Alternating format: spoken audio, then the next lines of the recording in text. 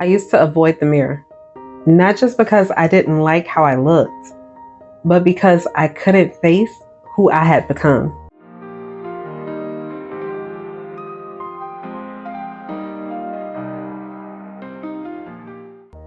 Ever look at your reflection and feel like you're pretending to be okay, but your eyes are telling a whole different story? Yeah, I've been there. And what I didn't realize was that the mirror wasn't exposing me, it was inviting me. Welcome back. I'm Coach Felicia Carter, certified life coach and manifestation mentor.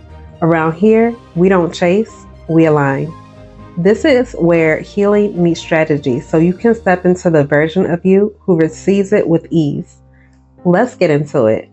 I started doing mirror work during a season of my life where I felt invisible, not just to other people, but to myself. I was doing the journaling, lighting the candles, speaking the affirmations, but I wasn't believing any of it. I looked in the mirror and told myself, "You are enough." And immediately my body rejected it. I felt it in my stomach, my chest. The voice in my head said, "That's not true." And that was the moment I realized mirror work isn't about faking it, it's about facing it. So, what is mirror work? Mirror work is the practice of looking yourself in the eyes and speaking the truth out loud. It's powerful because it bypasses surface level thinking and hits the part of you that's actually listening, your subconscious mind. It activates self-recognition and begins to rewire your identity. Because let's be honest, you can journal all day, you can script the perfect reality, but if you can't look yourself in the mirror and believe it's safe to receive, your energy is going to say no when your mouth says yes. And let's get into the science for a second. Your brain literally doesn't know the difference between what's real and what's imagined when emotion is involved. That's been proven through fMRI studies that show how visualizing something with feeling lights up the same parts of the brain as actually experiencing it. So when you speak to yourself in the mirror with emotion, you're not pretending, you're reprogramming. You're retraining your brain to connect new beliefs with your reflection. You're teaching your nervous system it's safe to see myself in power now. And eventually, that becomes your default setting. One of the most powerful things I ever heard came from Dr. Joe Dispenza. He said, "You can't create a new personal reality from the same personality." And that hit me because I was trying to manifest a new life with the same self-image I hadn't updated since childhood.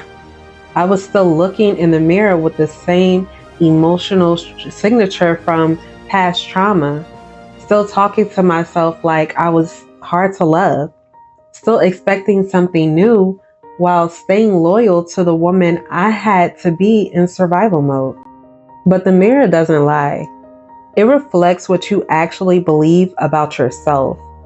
So if your seeing doesn't match what you're scripting, visualizing, or trying to attract, it's not because your manifestation isn't working. It's because your identity hasn't caught up yet. And mirror work bridges that gap. Here's one of the affirmations that cracked me wide open. Even when I don't feel it, I am still worthy of receiving. Look yourself in the eyes when you say it. Say it slow. Say it messy. Say it through the tears if you need to. Just say it, because every time you do, you soften the resistance, you open the door, you welcome yourself home. Mirror work changed my life because it wasn't about trying to feel better.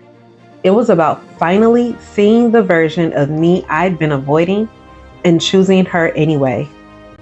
If this video spoke to you, drop it in the comments and let me know your favorite mirror work affirmation.